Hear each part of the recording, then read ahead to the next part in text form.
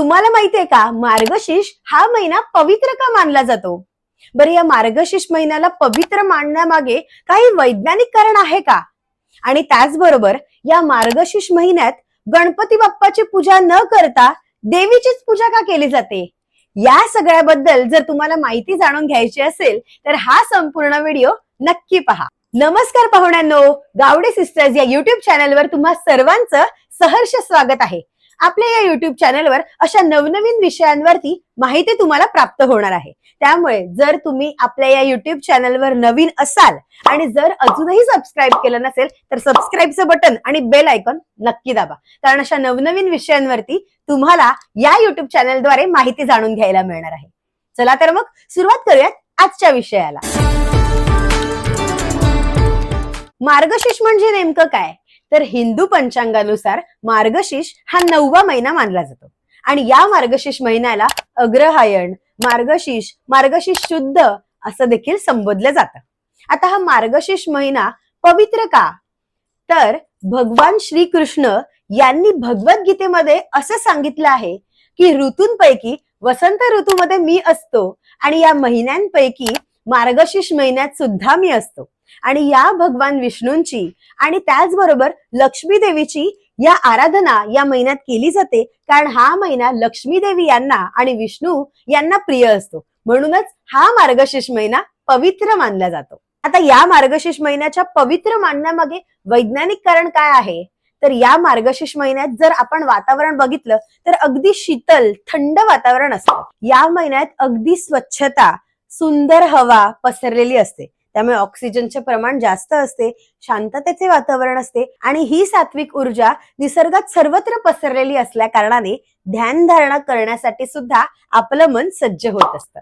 या शांततेत जर सात्विक ऊर्जा आपल्याला वाढवायची असेल तर जप तप केल्याने आपल्या मनात सात्विक ऊर्जा सुद्धा प्राप्त होते आणि या सात्विक ऊर्जा याचा आपल्या आध्यात्मिक वाटचाल करण्यासाठी फायदा होतो. यामुळेच मार्गशीर्ष या महिन्याला विशेष महत्व प्राप्त झालेलं आहे.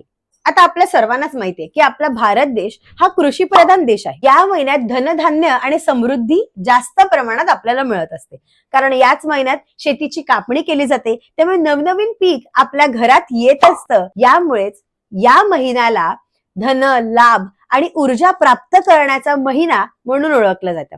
बरं, हे धन, ऊर्जा आणि या सगळ्या गोष्टी ज्या असतात त्या स्त्री शक्तीला अनुसरून असतात आणि म्हणूनच हा महिना स्त्री शक्तीला, स्त्री देवतेला म्हणजेच लक्ष्मी देवतेला आणि अन्नपूर्णा देवीला स्मरून आहे आणि यामुळेच या महिन्यात जास्त करून स्त्री शक्तीचा आदर केला जातो. अन्नपूर्णा देवी, श्री लक्ष्मी देवी, गौरी देवी यांची घराघरात आराधना, पूजा केली जाते. स्त्री ही मूळ शक्तीची शक्तीपीठ आहे आणि यामुळे स्त्री शक्तीला अनुसरून, स्त्री देवतेला अनुसरून हा मार्गशीर्ष महिना आपण साजरा करतो. तर मार्गशीर्ष महिन्यात देवींची पूजा केली जाते म्हणून गणपती बाप्पाची पूजा केली जात नाही असं कित्येक ठिकाणी म्हटलं जातं किंवा काही ठिकाणी तर याबद्दल वाईट अफवाही पसरवल्या आहेत. पण गणपती बाप्पा हे तर आपले आराध्य दैवत आहेत, आरंभ देवता सुद्धा आहेत. त्यामुळे गणपती बाप्पा हे विघ्नहर्ता, त्यामुळे आपण त्यांची पूजा कधीही करू शकतो. त्यांची पूजा करण्यास बंधन मात्र कधीही नाही. कुठच्याही महिन्यात, कुठेही आणि कधीही आपण गणपती बाप्पांची पूजा नक्कीच करू शकता.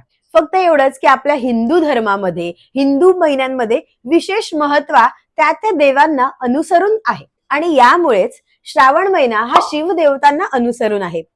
माघ महिना आणि भाद्रपद महिना हे गणपती देवाची आराधना करण्यासाठी आहेत.